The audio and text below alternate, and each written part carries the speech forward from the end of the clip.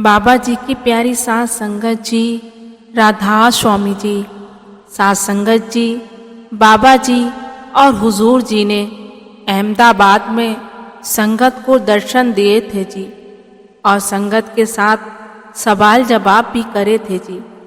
संगत जी, आइए सुनते हैं वो सवाल जवाब जो बाबा जी महाराज ने अहमदाबाद की संगत के साथ किए थे जी। बेनती है वीडियो को ध्यान से सुने और बाबा जी के जवाबों से सीख लेकर अपना जीवन सुखी बनाएं जी। साथ संगत जी, सबसे पहला सवाल एक भाई ने पूछा कि बाबा जी, आपका शुक्र है कि आपने अपने लायक समझा।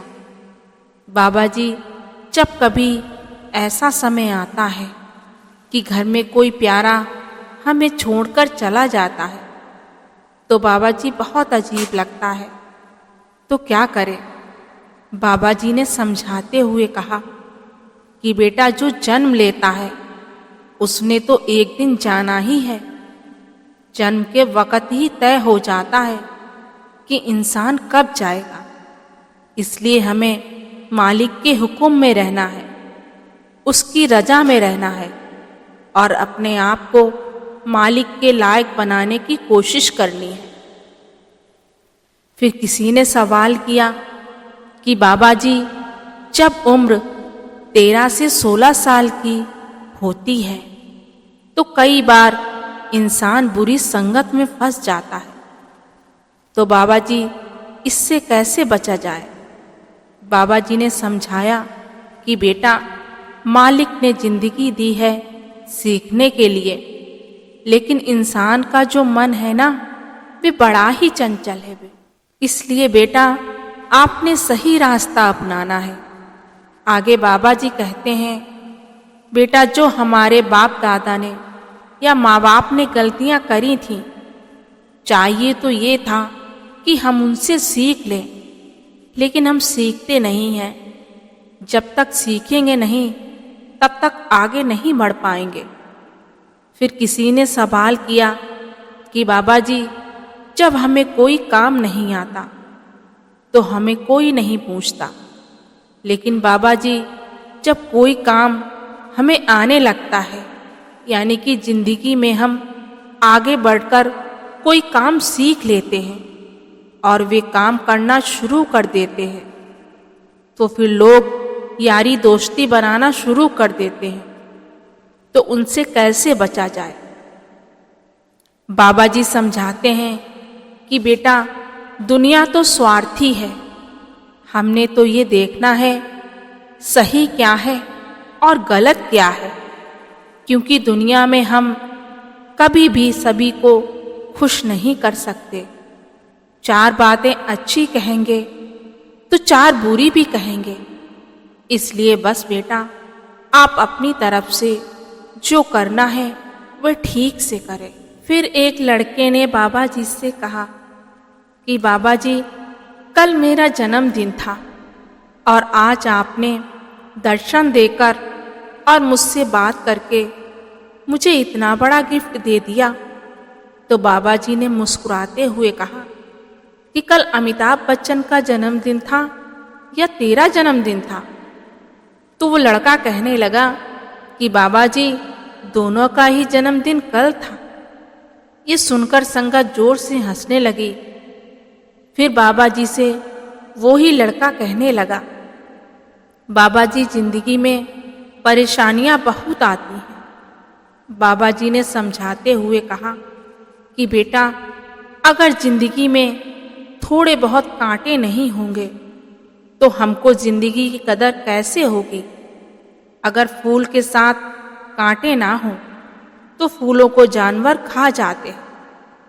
आगे बाबा जी ने समझाया कि कुल मालिक ने दुनिया में जो भी चीज बनाई है, उस हर एक चीज का दुनिया में कोई ना कोई मकसद है। फिर बाबा जी से उसने कोई बात ऐसी कही तो बाबा जी हंसकर बोले, अब तो तू अमिताभ बच्चन बन गया है। फिर सारी संगत फिर से जोर से हंसने लगी। फिर किसी ने सवाल किया कि बाबा जी, हम अपने माता पिता के लिए अच्छा क्या कर सकते हैं। तो बाबा जी ने कहा कि बेटा, अपने पैरों पे खड़े होकर अपने माँ बाप की सेवा करो, क्योंकि माँ बाप को अगर किसी की चिंता होती है तो बच्चों की चिंता होती है। माँ बाप होते हैं ना, वे अपने बच्चों को दुखी कभी नहीं देख सकते। इसलिए बेटा, अपने पैरों पर खड़े होकर उनकी सेवा करो। फिर एक भाई ने सवाल पूछा कि बाबा जी, मैं कोई भी सिचुएशन हो, चाहे घर में होती है या बाहर भी होती हो, तो मैं बहुत पैनिक हो जाता हूँ।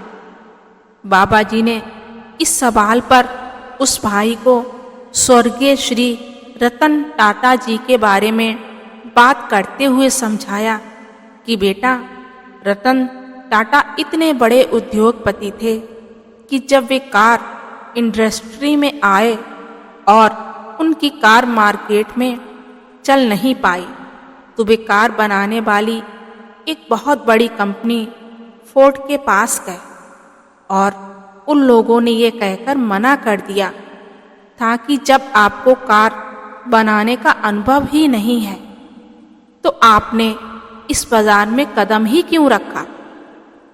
लेकिन इसके बाद भी रतन जी ने हिम्मत नहीं हारी और कोशिश जारी रखी। आखिरकार रतन जी की मेहनत और कोशिश ऐसी रंग लाई कि एक समय ऐसा आया जब रतन टाटा ने फोर्ड को ही खरीद लिया। आगे बाबा जी ने लड़के को समझाया कि बेटा, इसलिए हमें परेशानियों से घबराना नहीं चाहिए, बल्कि रास्ता बनाना चाहिए। पैनिक होने की बिल्कुल भी ज़रूरत नहीं है। फिर किसी ने सवाल पूछा कि बाबा जी, मुझे अभी नामदान नहीं मिला है, मेरे को बुरे विचार आते हैं। बाबा जी ने कहा कि बेटा, ये जो है ना, मन का पिछले जन्मों का प्रभाव है। बेटा, अच्छे प्रभाव भी होते हैं और बुरे प्रभाव भी होते हैं। इसलिए बेटा, मालिक ने हमारे को विवेक की ताकत दी है, क्या ठीक है और क्या गलत है। फिर वही भाई कहने लगा कि बाबा जी, हमारे सेंटर में आना। तो बाबा जी कहते हैं, अब दो बाबा हो गए हैं, एक एक तरफ जाएगा तो दूसरा दूसरी तरफ जाएगा। इसी बात पर हुजूर जी भी बहुत खुश हुए। फिर किसी ने सवाल पूछा कि बाबा जी, पाप और पुण्य होते हैं और मालिक ही पाप पुण्य का फैसला करता है। तो इस पर बाबा जी ने समझाया कि बेटा, जो हमारी किस्मत बनती है वो कर्मों से बनती है। हम जैसे कर्म करते हैं तो वो हमारी किस्मत बन जाती है। बाबा जी कहते हैं, किस्मत हमारे को एक मुकाम पर लाके खड़ा कर देती है और उसके बाद हमने देखना होता है कि आगे हमें क्या करना है। फिर वही भाई कहने लगा, बाबा जी, नामदान की बख्शिश करना। बाबा जी कहने लगे, अब तो शैतानों को भी नामदान देना ही पड़ेगा। तो सारी संगत हंस पड़ी और हुजूर जी भी बाबा जी दोनों हंस पड़े। फिर एक लड़की ने सवाल किया कि बाबा जी, मैं पढ़ाई कर रही हूँ और पढ़ाई करने की वजह से मैं सेवा पर नहीं जा पाती। तो बाबा जी ने समझाते हुए कहा कि बेटा, ये जो उम्र है ना, ये पढ़ाई की है। इसलिए बेटा, इस वक्त आप सिर्फ पढ़ाई पर ध्यान दें। जब आप अपने पैरों पर खड़ी हो जाओगी तो फिर सेवा भी कर सकती हैं। फिर किसी ने सवाल किया कि बाबा जी, मेरे पिताजी को हुजूर महाराज जी से नामदान मिला था और मुझे आपसे नामदान मिला हुआ है। तो वो भाई कहता है, बाबा जी, कई बार भजन सिमरन नहीं हो पाता, पर दिल करता है तो क्या करें। बाबा जी समझाते हुए कहते हैं कि बेटा, हमने अपने लक्ष्य की तरफ बढ़ना है। बेटा, अगर एक एक ईंट जोड़ोगे तो ही मकान बनता है बेटा, एकदम से सारा कुछ नहीं हो जाता है। आगे बाबा जी कहते हैं, धीरे धीरे हमने शुरुआत करनी है।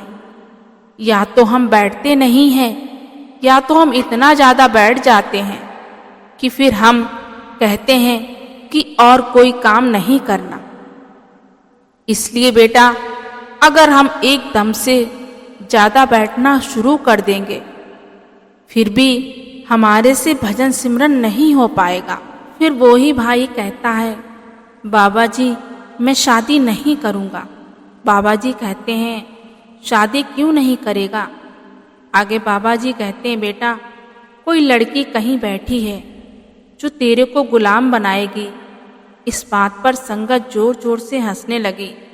फिर किसी ने कहा कि बाबा जी भजन में नींद आती है।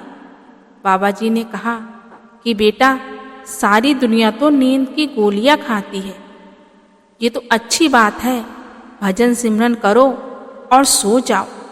आगे बाबा जी कहते हैं, बेटा नींद है ये भजन सिमरन की एक अवस्था है। जब हम सिमरन भजन करते हैं तो हम अपने जीवन में इतने उलझे हुए होते हैं कि जब हम भजन सिमरन पर बैठते हैं तो हमारे मन को शांति मिलती है, जिससे हमें नींद आ जाती है। साथ संगत जी, ये कुछ सवाल जवाब थे जो कल बाबा जी महाराज ने अहमदाबाद की संगत के साथ किए थे जी। इसी के साथ मैं आपसे विदा लेती हूँ। अगर आप बाबा जी की अपडेट के साथ जुड़े रहना चाहते हैं तो आप जी हमारे चैनल को सब्सक्राइब जरूर करें जी। गुरु प्यारी साथ संगत जी, राधा स्वामी जी।